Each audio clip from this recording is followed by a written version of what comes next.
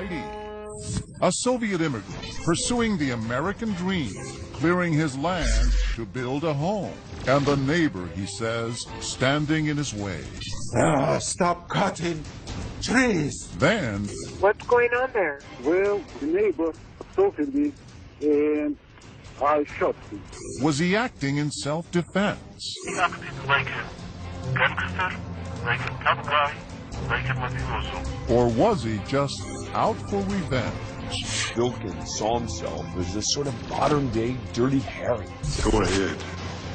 Make my day. Who is this guy? This man who murdered my father. Plus, the prominent surgeon who was a hero. Will care for you just as I care for my own family. Everywhere but home. Out of your mind. He slapped me, he pushed me, he grabbed my hair. Behind closed doors, turning from brutal to bizarre. I think we put a gun to our head to get attention.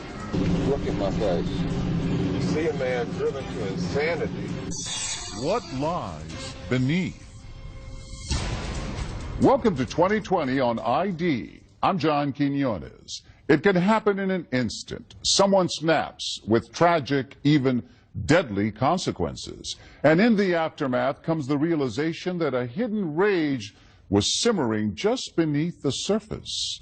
You're about to see two stories of people whose outward appearance masked a dark and dangerous side. First, neighbors embroiled in a property dispute. But as Matt Gutman first reported in 2014, the boundaries in this explosive story were about far more than just land. In the lush green hills of Gentile, Encinitas, California, a toxic tale of shrubbery. The invasive Brazilian pepper tree and two men losing it in a dispute over clearing the poisonous bushes from a driveway. 911 emergency.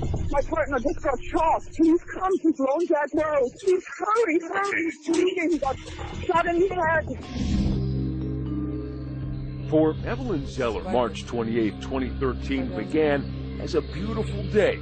Hey, they're all beautiful days here in the San Diego suburbs. That morning, she awoke in the master bedroom of this rented Spanish contemporary and shared a tender moment with her boyfriend, John Upton. It was my birthday. John woke me up to wish me a happy birthday. She says Upton, still in his pajamas, headed outside to make room for two day laborers clearing brush on the driveway of their neighbor, Michael Vilkin. John went out to offer to move the car. Yes. To understand what happened next, you need to understand the lay of the land. Upton lived here. Vilkin owned the adjacent, undeveloped 2.6-acre lot, including this narrow strip, his future driveway. The problem was these Brazilian pepper trees along that strip had become a creeping menace, choking off access, and Vilkin needed them gone. On this morning, Upton's Mercedes SUV is parked beside the trees on Vilkin's land. He wanted to move the car to give them more space to trim the trees. Just a couple of minutes later, Evelyn gets up to follow him outside. I had set foot on the first step right there as I heard the shots. Using this massive .44 Magnum revolver, Vilkin shoots 56-year-old John Upton once in the midsection, followed several seconds later by a second shot to the head, execution style. So I look up the path and I see John lying on the path. And you instantly knew that he was dead? I felt he was dead, and suddenly I hear Vilkin go, "Don't get any closer." And he has the gun pointed at my chest. Yeah, crazy dude. He's got a gun. Oh my God. What a no, the Russian guy, he's still got a gun, man. You gotta be careful. None of it makes sense. Cold-blooded murders just don't happen around here in sunny Encinitas. And neither of these men were magnets for trouble. Certainly not the diminutive, cerebral, and hard-working Michael Vilkin. It was just a shock to imagine that Michael was the one to do that. The neighbors were aghast. Yeah, I talked to him all the time. He was friendly to us. He let us park on his lot. Tamara Vilkin, Michael Vilkin's wife and companion for the past 30 years, stands by her man. Michael has beautiful heart. and other people saying that to me. It's not me saying that. They were God-fearing immigrants who fled the former communist Soviet Georgia and chased their American dream. They bought this vacant land on Lone Jack Road after years of scrimping and saving from his past fledgling career as an economist and hers as a piano teacher. So why did you and Michael decide to buy that piece of land? Well, it was a beautiful piece of land with a great view. It's a great neighborhood. And Michael wanted his whole life to give me a present. And that was his present to me. Did he have any hopes or dreams for that land? Yes, we wanted to build a house over there and probably retire. Vilkin spent every minute he could spare working the land the old-fashioned way, with shovel, wheelbarrow, axe, and saw, lovingly nursing it to health, all for the day they could build their dream home. He was here every day for 8 to 10 hours a day, tending to his empty lot, cutting things down, moving dirt around. As for Vilkin's neighbor, John Upton, a 6'2", 235-pound teddy bear of a man, wasn't a hero only to his children, John and Elizabeth. So many fond memories. So many memories. And you look at, like, in a span of 56 years of how many things he accomplished and how he's impacted the world. Hello! Hello, Alexandra. To many, he was practically a saint. This is 2020. From ABC News. As reported here on 2020 1993, John Upton was a documentary filmmaker who made it his personal mission to rescue Romanian orphans. The Romanian government has put these kids on the back burner. However they want me to do it, I'll do it. But for God's sake, let me help these kids. I really knew from a very, very young age that you really can make a difference because I saw my dad do it. Since then, he'd settled down here with his girlfriend, Evelyn, a New Ager enthralled with Upton's Zen. What was it like living with him? It was wonderful. He was a man who was always in a good mood. He woke up and he was just happy and content, and he was so patient with me, and his love was just beautiful. We love Buddhas, we love serenity and peacefulness and inspiration. So where did it all go wrong? The answer is in the poisonous trees on that narrow strip of Vilkin's land. Upton liked them, but remember, Vilkin wanted them gone, and his interest in landscaping bordered on obsession. I questioned why he was spending so much time on the lot. He just seemed eccentric. Just seemed a little eccentric, yeah. Others chose a different word. I think his behavior was absolutely bizarre. I mean, who buys a site and then hangs out on it and works on it 10, 12 hours a day when the same amount of work can be done in a day with a bulldozer? That doesn't make any sense to me. None of what he did was permitted. This was a landslide property. It wasn't safe for the neighbors. Despite those concerns, Evelyn says Upton never complained about his neighbor. He used to say many times, wow, I admire his work ethic. I've talked to my dad for Talked to him every day? forever. Did he ever mention Vilkin? No, not. Never even I've never mentioned heard that name in my entire life. And yet, surely something happened to provoke that brutal homicide on the morning of March 28th. Something that would make the egghead immigrant lose it. Hurry up, hurry up! Hurry up, he's dead. I think he's dead. Hurry up, please. Before she called 911, before she even approached the crime scene, Evelyn Zeller noticed something odd about the shooter. When you came out, he first saw you. What did he do? He seemed to be on the phone. It's not often that the killer calls in the homicide he's just committed, but that's exactly what happened here. Emergency. I need a detective here. What's going on there? Well, the neighbor assaulted me, and I shot him. In theory, Vilkin did the right thing. He shoots someone, he calls 911. And yet, there was something sort of cold and callous about the call. You shot him? Yes. Like with a gun? Yes. Where is the gun right now? I have my gun, and don't worry about it. When sheriff comes, it will be in the gun case. I'm a responsible person. Don't worry about it. Within minutes, sheriff's deputies arrived to find Vilkin still on the phone with the 911 operator. Hello. Hold him. He's arrested, but remains cool and so confident that the next day he agrees to talk with our San Diego affiliate, KGTV, expressing no remorse, but shockingly, he does express disappointment in the performance of the massive handgun he used to kill John Upton, this .44 Magnum, because he says it failed to drop him with one shot.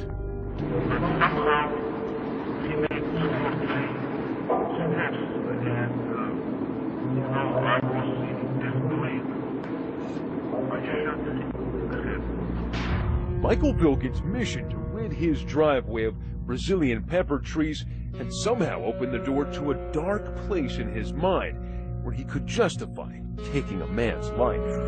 Who is this guy? This man who murdered my father in cold blood. For what? For good reason, says Vilkin. I expect justice to be done. Because, as he's about to tell us, John Upton was no saint, but a menace who terrorized him like this. Stop cutting trees! What you're saying is that John Upton deserved to die. Stay with us.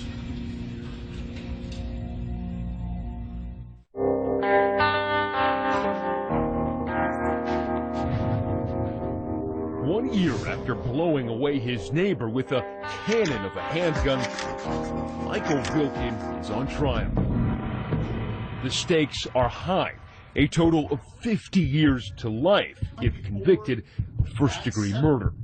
But Vilkin is unfazed. He's confident that this was no murder, but an act of self-defense. This case was justified. Self-defense. Mr. Vilkin protected his life and shot John Upton. You have to wonder whether Vilkin saw himself as this sort of modern-day Dirty Harry, out there to protect himself against the bad guy in defense of a principle. Go ahead. Make my day. He told me, "You are a fanatic." The way he looked at me would fry a hamburger. Mr. Vilkin loved owning that piece of land. The defense strategy was to put the victim on trial. According to Vilkin, his neighbor, John Upton, seen as a saint for his selfless work rescuing abused orphans in Romania, had a volcanic temper which had been erupting on Vilkin with increasing ferocity as Vilkin pursued his assault on those trees. The heart of the defense here was that Upton was a threat to Vilkin, that he wasn't just this lovable, friendly guy, but he was an angry, aggressive guy who came after Vilkin. The body language was, "Don't cut the trees here." When he was talking to me angrily, it was like, "Ugh." But what could have transformed Upton from a global do-gooder to the ogre next door? Remember, he didn't even own his home. He was just renting there. The trees were on Vilkin's property, and he had every right to cut them down. As he's standing on this man's own land. The issue is that, for Upton, these Brazilian pepper trees weren't just pretty. They provided him and his girlfriend, Evelyn Zeller, with precious privacy. Well, he took privacy away. It was just like, wow, do you really need to cut these trees down too? I mean, you'll see how it looks. Rising in the witness stand, Vilkin demonstrates how Upton would get in his face. Stop cutting trees! And Vilkin had a powerful witness to attest to this ugly aspect of John Upton's character. I would say John Upton was a bully, a dominant, controlling kind of guy. He liked to get in people's business. Did he get in your business? Yes, he did. Dwayne Byram is the ex-husband of Upton's girlfriend, Evelyn Zeller. When I was dropping off my kids, he'd get in my face, back to your car, back to the driveway. You have no right to come to my house. Byram says the verbal abuse was withering and unprovoked. He said, you're get the off my property. I believe John Upton had a dark side. And so when you hear Michael Vilken talking about being physically intimidated frequently by John Upton, you're saying that's within the realm of reason. Yes, absolutely. A sheriff's deputy testified that exactly 1 week before the homicide, Vilken called for help because Upton's vehicle was parked on Vilken's driveway, where he wanted to work. Mr. Upton got pretty angry and began pointing at Mr. Vilken and said, don't come any closer to me. Something similar to that. In fact, Vilken made several calls to the sheriff's department for help in dealing with John Upton, but profanity is not against the law, and Upton made no specific threats, so there was nothing the authorities could do. He did not threaten to break my neck. He did not threaten to break my legs, but I'm afraid of him. Afraid, but not deterred. Vilken stood his ground, continuing to cut away at those trees while also purchasing that fateful .44 Magnum and warning the Uptons to steer clear. I nailed a sign. The sign said, no parking on the 30-feet road. But was Vilken secretly plotting something sinister? 2 day laborers whose faces we're not permitted to photograph testify that on the morning Vilken went ballistic, they saw him carrying this gun case when he instructed them to remove the Brazilian pepper trees on the driveway where Upton's car was parked. He told you to, if someone came out, don't worry about getting involved, he would take care of it, correct? Yes. Yes, that's right. He was told basically, don't get involved in anything. Mr. Vilken indicated that if somebody comes out, he had a gun for them. Vilken then retreats a little way up the driveway to a partially obscure vantage point along the fence. Now, someone might suggest that you were lying in wait. If I wanted to wait for him, I would not cut bushes.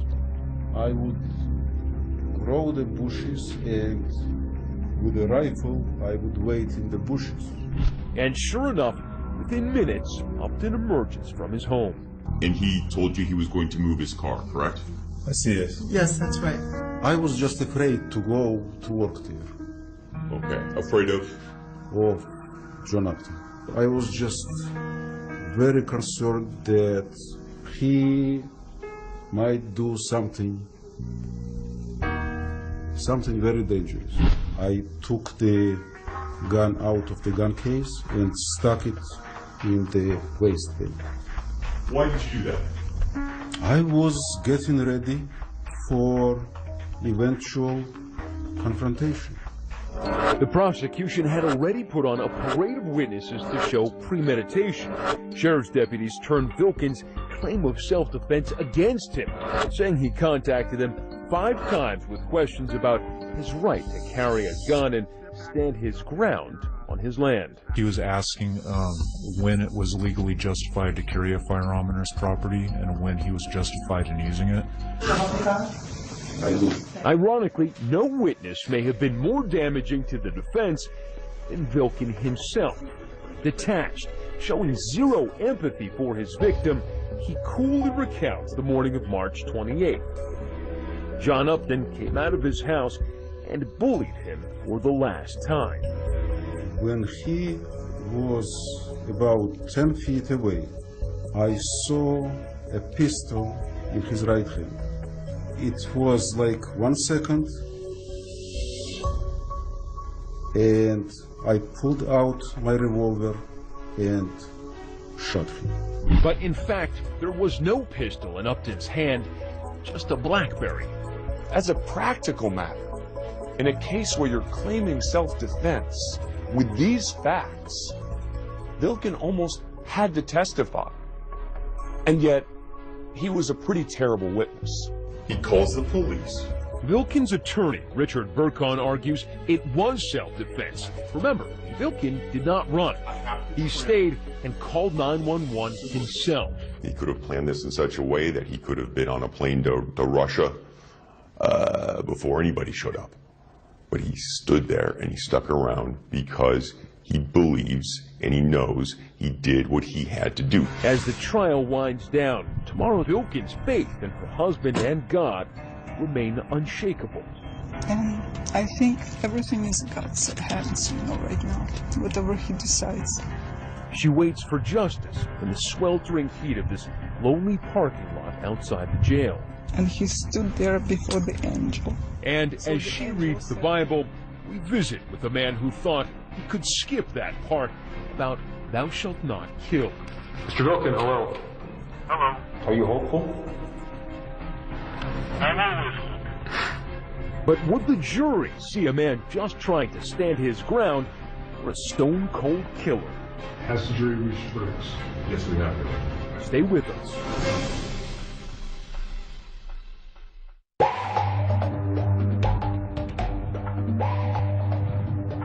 John Upton is dead. It has been 18 months since his family tearfully buried him. Michael Vilkin is alive, but the jury's about to make the fateful decision about the rest of his life. This isn't bang bang. He is taking his time. In his closing arguments, the prosecutor opens up on Vilkin, blasting holes in his story, saying his claim of self-defense is indefensible. That gun was overkill. Prosecutors clearly believe this wasn't a fight that culminated in someone getting shot. They believe this was an execution. Portraying not a frightened, diminutive immigrant, but quite possibly the first person in this jurisdiction to commit murder over landscaping. The neighbor assaulted me and I shot him. You shot him? Yes. Calm, collected, trying to assure the 911 operator that he is a responsible person. The defense scrambling. It sounds so stupid. We're talking about trimming trees. It's on this man's land. Defense attorney Richard Burkhan tries to assert that the Georgian emigre was simply engaged in that most American of activities, protecting his homestead. Draw upon your common sense. You've got a much larger person and a much smaller person going, don't work here anymore. And that's what Mr. Vilkin was enduring, threatening behavior. But it was his unsympathetic demeanor on the witness stand, often nonchalant, sometimes even laughing, that had more of an impact on jury foreman Brooke Haley. The fact that he was his own character witness and he didn't acquit himself well. I am ashamed to use this figure of speech, but he shot himself in the foot on the stand. Yeah. Finally, in June 2014, the verdict. We, the jury, in the above entitled cause, find the defendant, Michael Vilkin, guilty of the crime of murder in the first degree. First-degree murder. Those words cruelly ricocheting in Tamara Vilkin's head. When you were sitting there in court and you heard murder in the first degree, what went through your mind? I didn't believe it. I did not believe it. I still don't believe it. I'm going to appeal as far as I can go. It doesn't matter whatever it takes. I'm going to fight. We meet outside the courthouse and jail complex. Inside, just a few yards down these grim, color-coded halls, behind that thick glass, we meet inmate Vilkin. Hello, Mr. Vilkin, how are you? Still emitting a glow of self-righteousness. What did you think that they were going to give you? What was the verdict that you expected? The worst case, manslaughter.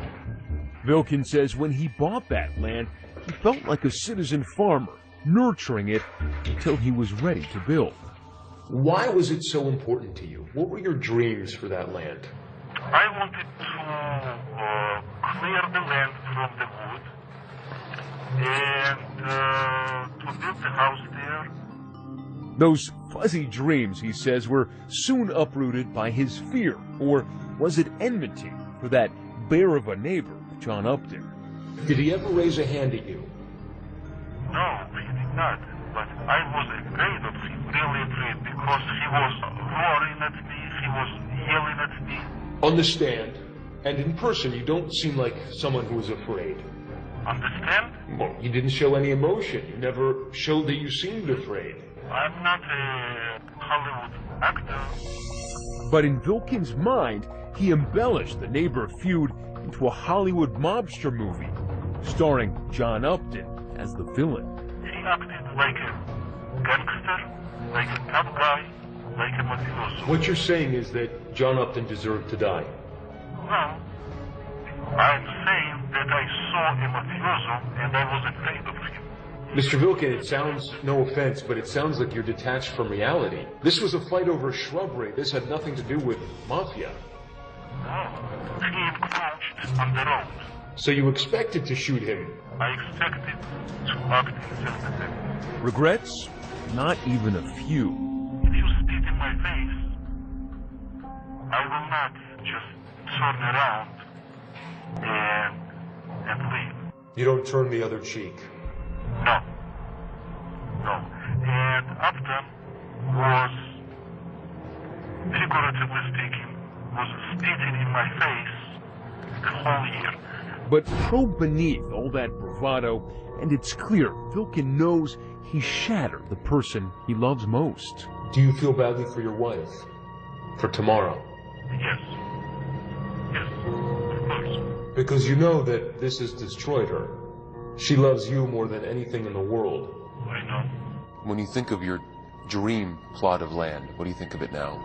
I wish we never bought it. Why do you wish you never bought it? Because it brought nothing but pain to us. Vilkin, his beard whiter now after 18 months in jail, tells me he'll appeal, saying his lawyer was incompetent. And he's got a handwritten note that he wants us to read, listing his complaints. Defense counsel did not explain to the jury the effects of provocation. I was sitting there like a hostage while my defense counsel was blowing hot air. But as we wrap the interview, this convicted killer, who at times smiled like a kindly uncle, patiently answering all of my questions without a hint of anger or remorse, leaves me with one final chilling thought. Are you hopeful? I'm always hopeful. Unless I see a pistol in your hand. Then you shoot me. And I will shoot you in 1 second. Our time is over. Vilkin turns and walks to the guard station, cheerfully nodding to his jailers. Outside, his victim's daughter still struggling to come to terms with her loss. I can't believe that it really happened. I wake up and I feel like, okay, when is this movie gonna end? And all for what? For nothing. That's the worst part. 2 years after the murder of John Upton, the vacant lot at 2902 Lone Jack Road sits abandoned. And though the owner and his neighbor are long gone, those Brazilian pepper trees will soon grow back. Their strangling vines and poisonous fruit, a testament to the toxic obsession that pushed one man over the edge.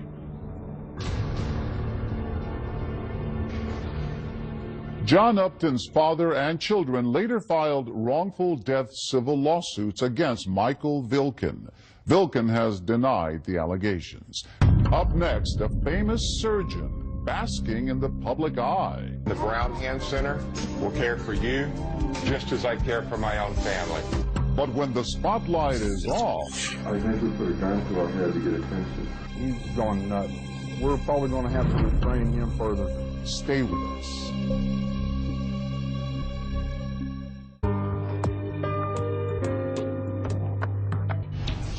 He was a famous doctor, respected for his skills, and known for his family-friendly image. But as Elizabeth Vargas first reported in 2013, Dr. Michael Brown would become known for something else, something far more disturbing. Losing it at 30,000 feet isn't pretty. Like these twin sisters settling a family dispute in the aisles of coach class. Why do it just never easy with me back? Or these dudes duking it out in the not-so-friendly skies. But when Houstonians heard the news that a local doctor had allegedly used his surgically trained hands to choke a flight attendant, you might have to excuse them if they thought, oh no, not again. You see, this isn't just any doctor.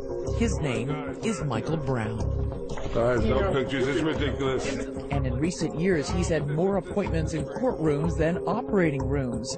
I personally believe that he never sees himself as anything but a victim, and that he feels anyone that disagrees with him must be punished. And I think he's a very angry man. At one time, Michael Brown was one of America's leading hand surgeons, an innovator in a treatment for carpal tunnel syndrome with a taste for finer things. For the doctor, that meant a life of Texas excess and exes. He'd already been through 2 wives by the time he met 20-year-old Darlene in 1993. What was it about him that did captivate you? He was very sweet, just very attentive to me. Treated me like a princess in the beginning. Did he buy you gifts? Yeah, he absolutely spoiled me in the beginning. After 2 weeks, they were living together, married just about a year later, though it almost didn't happen except for Darlena's mother stepping in. When they decided to get married, and it was my fault, she decided on the wedding day, no, I don't get married. And I thought it was a jitters. To the outside world, Brown looked like a big-hearted healer. His TV commercials brought patients from around the nation to his Houston offices. He had fame. He had fortune. I personally train the doctors in the Brown procedure, and the Brown Hand Center will care for you just as I care for my own family. Daddy's baby girl. But Darlene says she soon found out how Brown treated his actual family. He used to be very, very sweet, very attentive to my needs, just abnormally sweet to me at all times. And then we get married and things change. It was on the honeymoon that you saw the first example of Mike and his temper? We fought the entire time. We went to Maui, which is supposed to be, and it is gorgeous. However, we fought every single day. Back home, Darlena says her husband's volcanic temper often erupted when she would go out clubbing with her girlfriends, suspecting she was cheating, especially when he drank.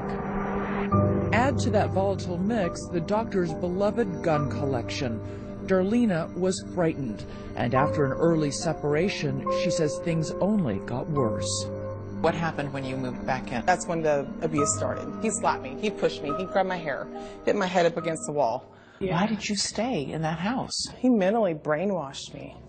If I told him that I was going to leave, he threatened me. He would talk down to her. She was good. She never did anything right. She couldn't cook. I've been over there when he's, why'd you fix this? This tastes like slop. You keep doing that person, you belittling them, and it's my business. I didn't think anybody would believe me because he's the one that had all the money. He's the one that had all the power. They're in love. They feel like they can change the person, and the abuser makes the woman feel like it's her fault. And if you feel guilty and you feel vulnerable and you feel like it's something you've done, then there is this fear about leaving.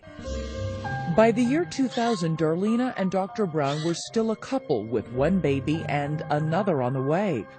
Darlena figured that being pregnant, she'd get a break from her husband's scalding rage.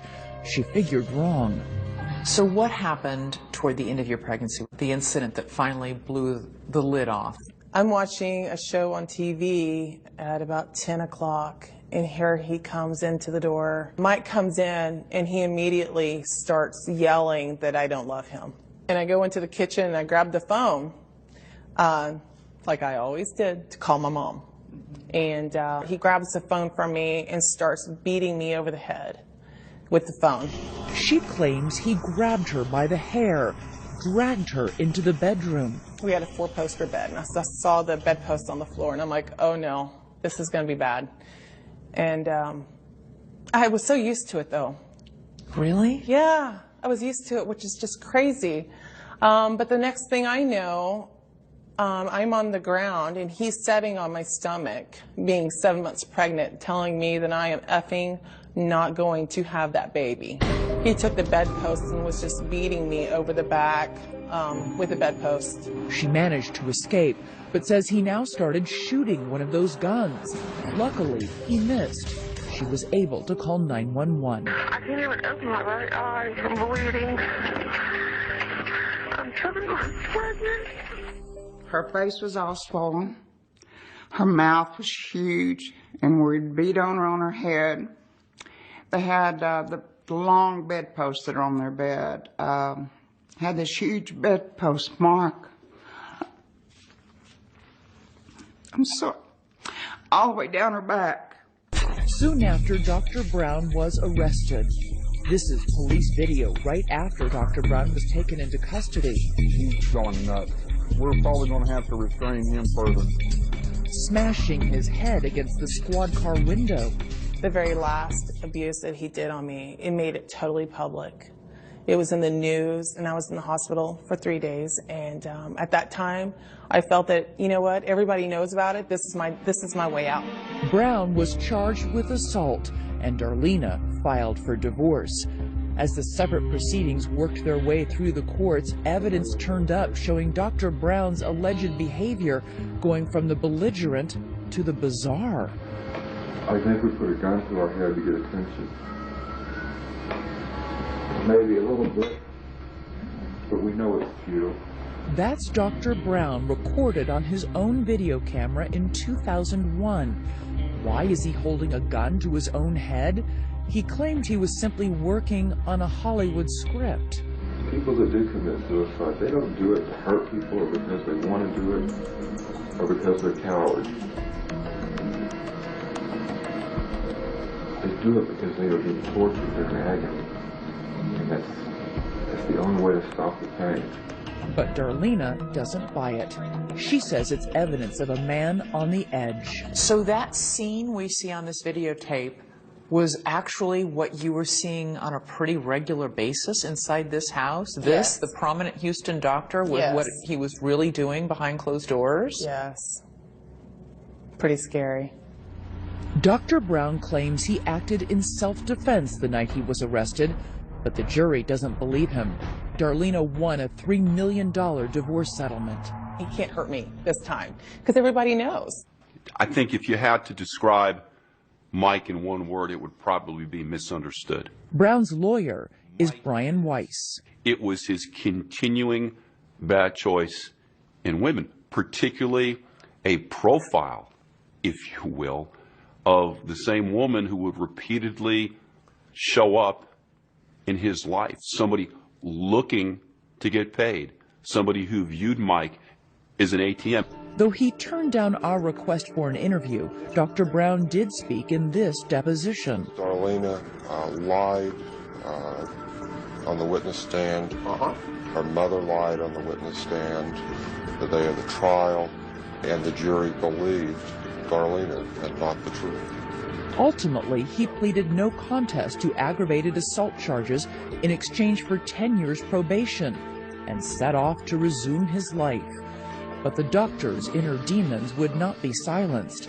There would soon be a new wife, new accusations, more sensational headlines, and another judgment day in court. He went to rage and grabbed her. He's a dangerous man, and I wanted him to be held accountable for what he did this time. Look at my face. You see a man driven to insanity. Stay with us.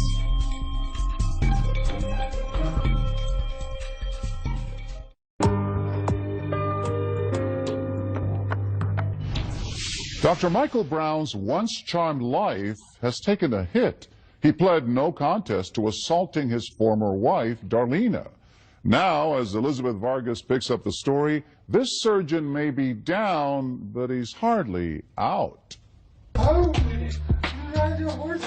Dr. Michael Brown looks anything but the face of rage in this home video with his children following his divorce from Darlena. Say hi, Kevin. Maybe that's why all the sensational publicity surrounding his aggravated assault case didn't ruin his practice.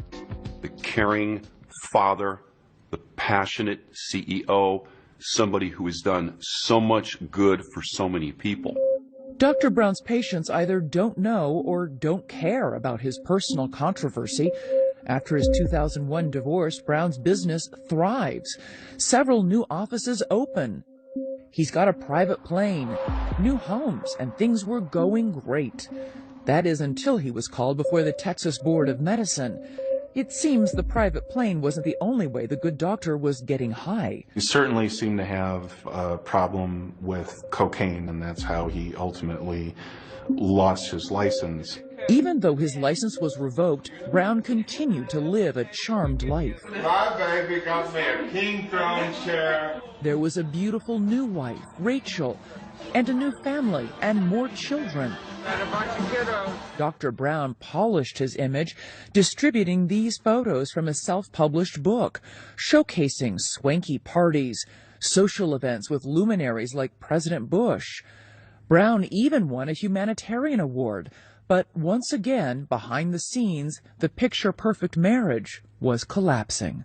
It sounds like there's an aspect of his personality that is all about control and him just being able to, in spite of everything that he has to lose, express himself in whatever way he wants to. There's something about the way his personality functions that he continues to just blame and react and hurt people, and he finds that acceptable. You're out of your mind. They did not. It's cost $50,000 since you called the police, Rachel. Rachel recorded these phone calls from Michael in late 2011. I am not the enemy, Rachel. You attacked me, Michael. You attacked me. Rachel, who declined to do an interview with 2020, wanted proof that Dr. Brown was out of control. Will you ask yourself that, you stupid? Those recordings became evidence after Rachel accused Brown of twisting her arm as if he meant to break it. Prosecutors charged him with felony assault. He's a repeat offender, and I think, and thought he was a dangerous man, and I wanted him to be held accountable for what he did this time. The trial of a prominent former hand surgeon is about to get underway. The case hits the local news, and Rachel takes the stand to tell her story. Reached back. When he threw it at me, I moved my head. I'm really proud of Rachel Brown. She stood up to him, she testified, and she told the jury what he did to her. But her testimony isn't convincing, and Dr. Brown's lawyers call her a money-grubbing gold digger. It was all about money. I think that's what happened in his previous divorce case. It was all about money. Any troubles that he's had can be traced to that. A jury has found a former surgeon not guilty of attacking his wife. In the end, the jury doesn't believe Rachel, and Dr. Brown is acquitted. I think everybody knows who Dr. Brown is. Very well-known hand surgeon. But you can't judge a case on who he is, what he has, what else. But I just feel like there was not enough concrete evidence to convict him. You can't worry about any prior cases. Triumphant in court, Brown's lawyers cut off his electronic monitor for the cameras. The judge has authorized me to cut it off. And the doctor was free once again to go about his business. I'm just relieved and want to take care of my kids and get on with my life. It seemed the doctor had vanquished all of his enemies, except perhaps himself. Fast forward to that flight from London, Dr. Brown allegedly wanted his dinner before the crew was ready. The crew claims that led to a shouting match, which ended with Brown grabbing and finally choking flight.